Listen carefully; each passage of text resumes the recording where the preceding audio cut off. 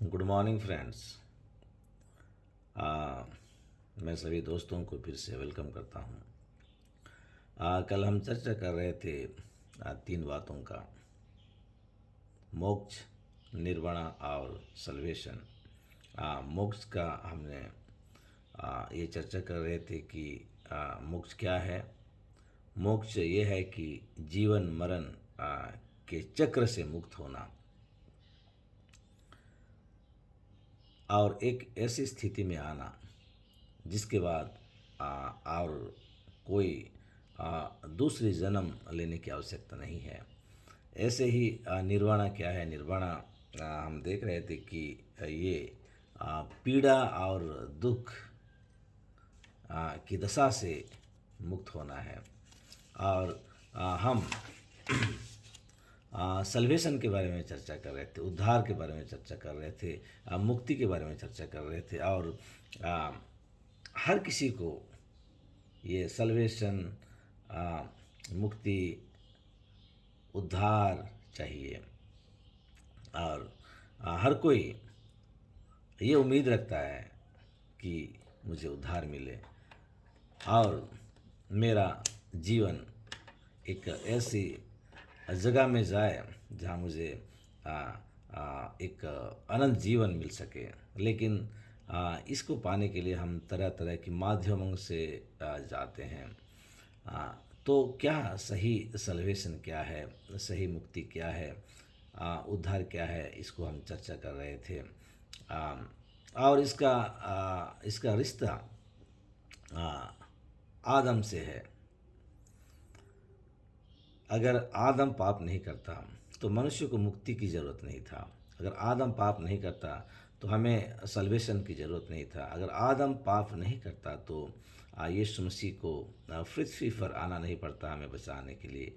क्योंकि जब परमेश्वर ने आदम को रचा तो आदम को परफेक्टली रचा, अपने जैसा रचा, अपनी समानता में और अपनी सदृश्यता में बनाया। ऐसा लिखा है कि जेनेसिस 1:26 में, आओ हम मनुष्य को अपनी समानता में और अपने सदृश्य में बनाएं। ये परमेश्वर का प्लानिंग था कि मनुष्य परफेक्टली और किसी प्राणी को, मनुष्य को छोड़कर और किसी भी प्राणी को परमेश्वर ने अपने जैसे नहीं बनाया, केवल मनुष्य को अपने जैसे बनाया ताकि मनुष्य पृथ्वी पर शासन करे। लेकिन जब आदम ने पाप किया, आदम ने बगावत किया, आदम ने परमेश्वर की आज्ञाओं को तोड़ा, ये आदम के लिए पाप गिना गया। बहुत सिंपल सा आज्ञा परमेश्वर ने आदम को दिया था। जब परमेश्वर ने आदम को आदन की वाटिका में रखा, आदम को बनाने से पहले परमेश्वर ने उसके लिए एक ऐसी जगह तैयार किया जिसको हम परमेश्वर के राज का एक जीता जागता एक नमूना कह सकते हैं। ऐसी जगह में परमेश्वर ने आदम को रखा कि वहाँ उसको ना खाने की, ना पीने की, ना पहनने की, ना रहने की चिंता थी। सारी प्रोविजंस परमेश्वर ने वहाँ पे किए थे। And this is the kingdom of God. आज मनुष्य क्यों खाने पीने, रहने, पहनने, ये सब बातों में आज वो फंसा हुआ है। उसको लगता है कि मैं इसको हासिल करूं तो मेरा ज़िंदगी बेहतरीन होगा। लेकिन ऐसे एक बेहतरीन ज़िंदगी परमेश्वर आदम को दे चुके थे। उसको और कुछ भी ज़रूरत नहीं था, कुछ भी ज़रूरत नहीं था। लेकिन शैतान इस मौके का इंतज़ार कर रहा था कि कैसे इस मनुष्य के हाथ से जो अधिकार उसको दिया गया, जो डोमिनियन परमेश्वर ने मनुष्य को दिए हैं, उस डोमिनियन को कैसे छीन लिया जाए, उस अधिकार को कैसे छीन लिया जाए और वो अधिकार को कैसे इस्तेमाल करे। और इसी मौका के इंतज़ार में शैतान था कि कब इस मनुष्य को बहलाया जाए, फुसलाया जाए, बहकाया जाए। और आखिर में वो कामयाब हुआ। जब हम परमेश्वर के प्रति हम असंतुष्ट होते हैं, बहुत बार बहुत लोग परमेश्वर से नाखुश होते हैं। परमेश्वर से कंप्लेन करते हैं। उन्हें लगता है कि परमेश्वर ने उन्हें सब कुछ नहीं दिया है, आधे अधूरे ज़िंदगी दिया है, या परमेश्वर अपने पास कुछ रिजर्व रखे हैं। लेकिन परमेश्वर ऐसा नहीं है। परमेश्वर हमें अपनी सारी बेहतरीन बातों को वो दे चुके हैं और कुछ भी देने की ज़रूरत नहीं है। जब हम उन बातों को जो परमेश्वर में दे चुके हैं विश्वास से हासिल करते हैं तो हमें और कुछ ज़रूरत नहीं, क्योंकि परमेश्वर हमारे सारे प्रोविजंस कर चुके हैं। सारे ज़रूरतों को वो पहले से मुहैया कर चुके हैं। उन्हें केवल हमें लेना है, कैसे? विश्वास के साथ। और यही कमी पहला मनुष्य में था, जबकि वो बहुत परफेक्टली बनाया गया था।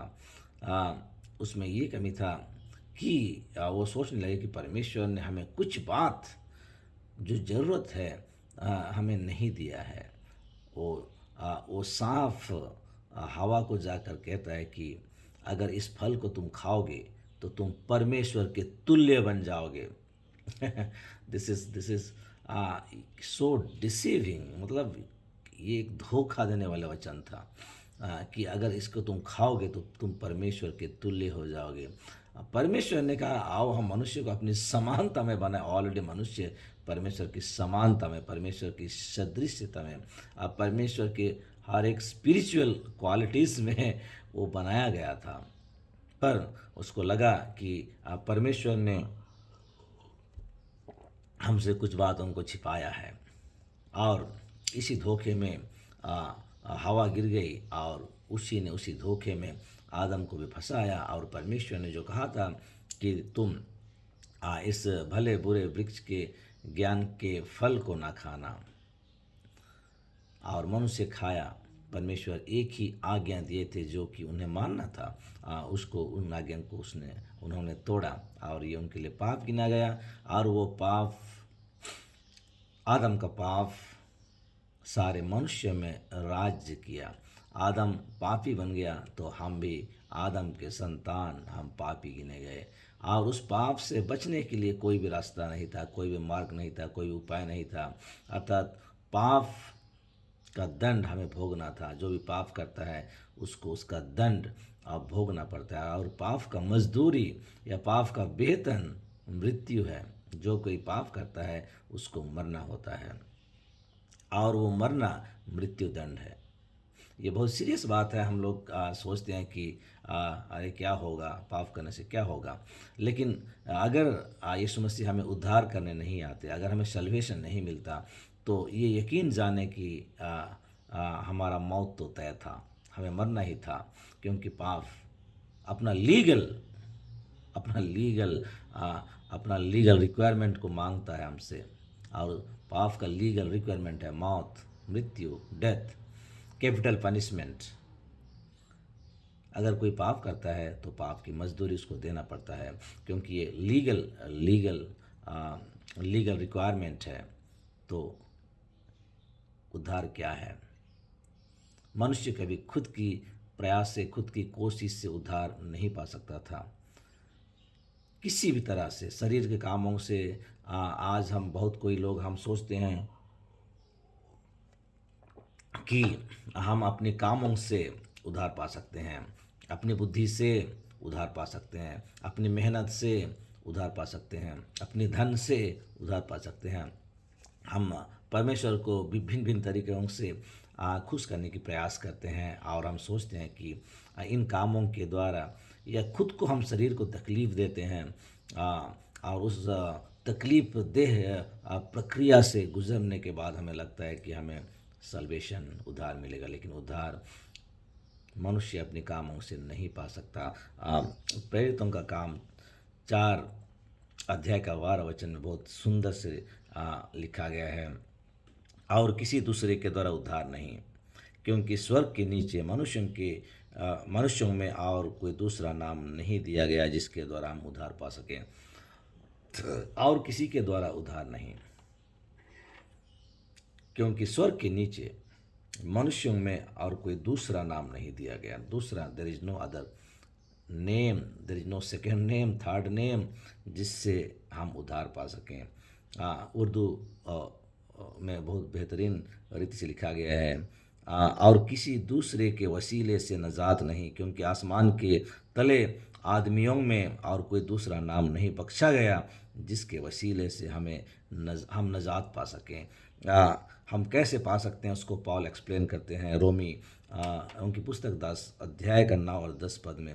यदि तो अपने मुंह से प्रभु यीशु को प्रभु जान कर अंगीकार करे और अपने मन में विश्वास करे कि परमेश्वर ने उसे मरे हुए में से जिलाया, तो तू निश्चय उद्धार पाएगा। निश्चय निश्चय उद्धार पाएगा।